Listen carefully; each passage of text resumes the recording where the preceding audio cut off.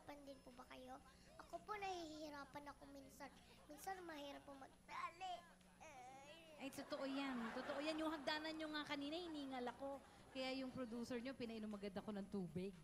Di po, mahirap po. Tsaka po may isa pa pong problema, yung mataba. Ano ba? Alam niyo po kung ano? Ano? Mahirap maghanap ng belt. Alam niyo po itong belt ko. Tignan niyo po, kay ate, kulin po ito eh. Ang cute-cute na nga Matanda ng po belt siya. mo. Tignan niyo po. Kayo po, may belt kayo. Naku, yan ang totoo. Totoo naman yan sinasabi mo. Wala na akong nabibiling belt. Kaya ang mga damit ko puro loose. Para hindi Huwag na po nakikita yung tayong korte. Bumili ng belt. Oo. Pero okay lang naman din po mataba eh. Basta wag lang masyadong mataba. Oo. Kailangan Um, healthy pa rin ng opo. maski konti. Oo. Nag-exercise po ba kayo? Oo, kami ng mga anak ko. Like ngayong summer, nagbabadminton kami ng mga anak ko. Pinapaturuan ko sila. O sa paraang yon, nagiging healthy na rin ako.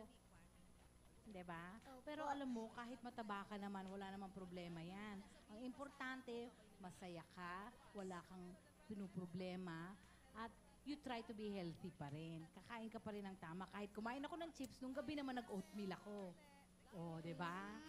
Binabawi niyo po. Bumabawi ako. Ganon din po ako po eh. Sa tanghali po, kumakain po ang adobo sa isang cup of rice. Pero sa gabi, kalahati na lang po. Wow, ang galing na. Mabawi po ka. Pero di po ba? Kaibigan niyo si Tita Ruby? Oo, she's a very good friend of mine noon pa. Wala pa kaming mga asawa, magkakaibigan na kami. Si Tita Ruby po, magaling sumayaw. Kayo po, sumasayaw din? Oo, lahat gagawin, kaya kong gawin. Kaya kong sumayaw, kumanta. Kahit Oo. mataba po tayo. Oo, syempre. Di ba marunong tayong kumanta, sumayaw, at saka umakting. Mabuhay matataba!